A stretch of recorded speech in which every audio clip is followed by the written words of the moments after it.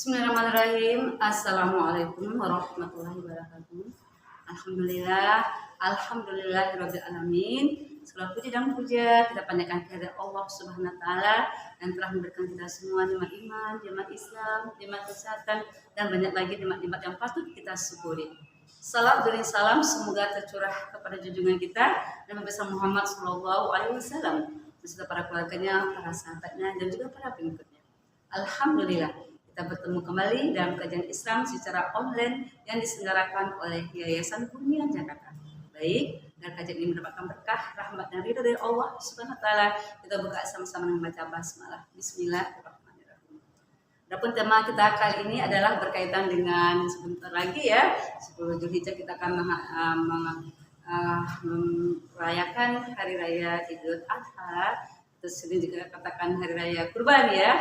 Nah, jadi kita akan membahas mengenai apa sih pelajaran kisah dari Nabi Ibrahim dan Nabi Ismail. Karena kalau kita bicara misalnya Idul Adha atau hari raya kurban, kita pasti tidak terlepas daripada peristiwa yang dialami oleh Nabi kita, Nabi Ibrahim dan Nabi Ismail. Nah, jadi apa saja pelajaran yang kita bisa ambil nih ya dari kisah Nabi Ibrahim dan Nabi Ismail ya. Pertama adalah kita berdoa ya, meminta anak yang soleh sebelum dilahirkan dan setelahnya. Jadi seperti mana Nabi Ibrahim ya meminta kepada Allah agar dikaruniakan seorang anak gitu ya. Dan walaupun ya usia Nabi Ibrahim cukup tua dan Masya Allah atas kekuasaan Allah ya, Allah mengabulkan doa Nabi Ibrahim dengan menganugerahkan kepada Nabi Ibrahim seorang anak yang soleh bernama Ismail yang nanti akan menjadi seorang nabi ketika ya Nabi Ibrahim berumur 86 tahun. Karena itu jangan kita putus asa dalam berdoa. Nah, kita teruslah berdoa sampai waktunya nanti Allah akan mengabulkan doa kita.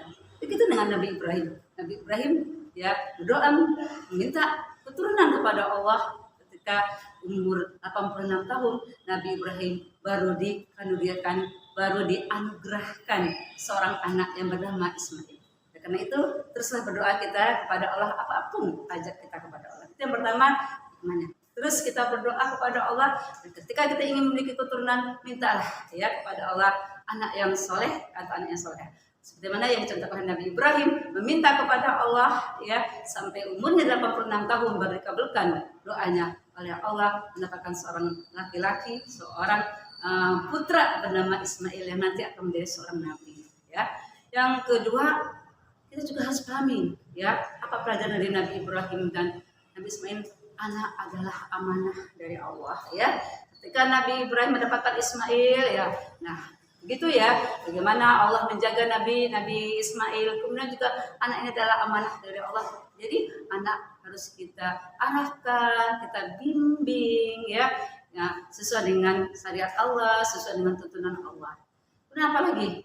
Kita juga lihat bagaimana ya hikmah ini ya, keteladanan Nabi Ismail dalam berbakti kepada orang tua. Bayangkan ya, ketika Nabi Ismail sudah dewasa ya, dia bertemu dengan ayahandanya. Ketika ayahandanya mendapatkan wahyu dari Allah ya, yang merupakan wahyu tersebut ya, sempat Nabi Ibrahim merenung, sempat beliau meminta petunjuk kepada Allah ya, bagaimana dia harus menyembelih anak kesayangannya Nabi Ismail.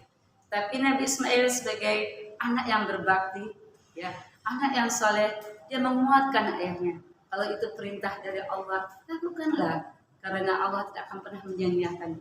Masya Allah, itu bukti bahwasanya keteladanan yang dimiliki oleh Nabi Ismail dalam berbakti kepada orang tuanya. Sehingga apa yang diceritakan oleh Nabi Ibrahim dalam mimpinya untuk menyembelih Nabi Ismail, oleh Nabi Ismail ayahnya disuruh melakukan perintah Allah tersebut. Nah, kita juga pahami mimpi bagi para nabi, terutama kalau kita bahas di dalam Nabi Ibrahim, itu adalah wahyu.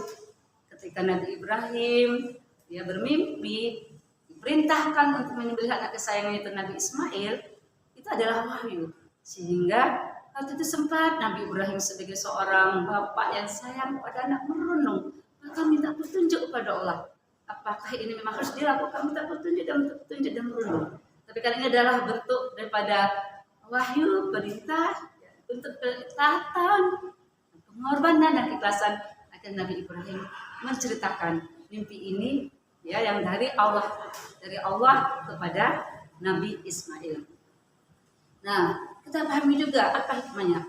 Ya, bagaimana kisah Nabi Ibrahim dan Ismail adalah mengorbankan yang baik untuk Allah, karena Allah yang patut dicintai. Bayangkan seorang anak yang disayang, ya, kemudian itu kan bagi seorang orang tua itu hal yang baik, ya.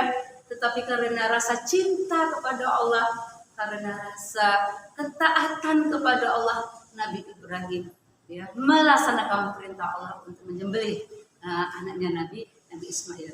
Tetapi apa yang terjadi? Kesabaran daripada Nabi Ibrahim berbuah hasil. Allah menyadari, Allah sangat sayang pada Nabi Ibrahim dan Ismail. Buah kesabaran daripada Nabi Ibrahim dan ketaatan daripada Nabi Ismail, Allah mengganti ketika Nabi Ismail mau disembelih, diganti oleh Allah domba. Masya Allah ya. Nah inilah bentuk pertolongan Allah. Allah membalas kesabaran mereka, Nabi Ibrahim dan Nabi Ismail. Allah membalas ketaatan dan keikhlasan dan pengorbanan Nabi Ibrahim dan Nabi Ismail, sehingga ketika Nabi Ismail mau disembelih diganti oleh Allah domba. Nah ini adalah bentuk daripada tunduk dan patuhnya Nabi Ibrahim dan Nabi Ismail kepada Allah. Nabi Ibrahim patuh atas perintah wahyu dan Nabi Ismail juga berbakti kepada orang tuanya, sehingga inilah yang menjadi cikal bakal ya hari raya Kurban atau kita peringati hari raya Idul Adha. Yang terakhir, kalau kita berkurban di hari raya Idul Adha ya atau bulan hari raya Kurban atau hari raya Haji ya, berkorban mengajarkan kita tentang bagaimana pengorbanan dan keikhlasan. Bagaimana kita di hari raya Idul Adha kita memiliki kelebihan rezeki, kita berkorban, kita punya empati, memberikan rezeki kita yang Allah berikan ya kepada sesama manusia. Karena kita pahami rezeki itu datangnya dari Allah. Mungkin itu yang bisa saya sampaikan. Saya pahami, saya menyadari ini masih banyak keterbatasan dan kekurangan. Sekali lagi mudah-mudahan pelajaran dari kisah Nabi Ibrahim dan Nabi Ismail ini bisa membuat kita semakin beriman kepada Allah, semakin bertambah ketaatan kita kepada Allah, semakin menjadi orang yang mau berkorban di jalan Allah. Karena sesungguhnya pengorbanan kita tidak akan sia-sia sebagaimana pengorbanan Nabi Ibrahim tidak akan sia-sia karena bukti ketaatan, kecintaan pada Allah Subhanahu wa taala. Itu yang saya bisa sampaikan. Alhamdulillah kita para takmir karim. Ada salah dan khilaf saya mohon ampun kepada Allah Subhanahu wa taala. Untuk para pemirsa semua saya meminta maaf lahir dan batin. Maaf lahir dan batin. Assalamualaikum warahmatullahi wabarakatuh.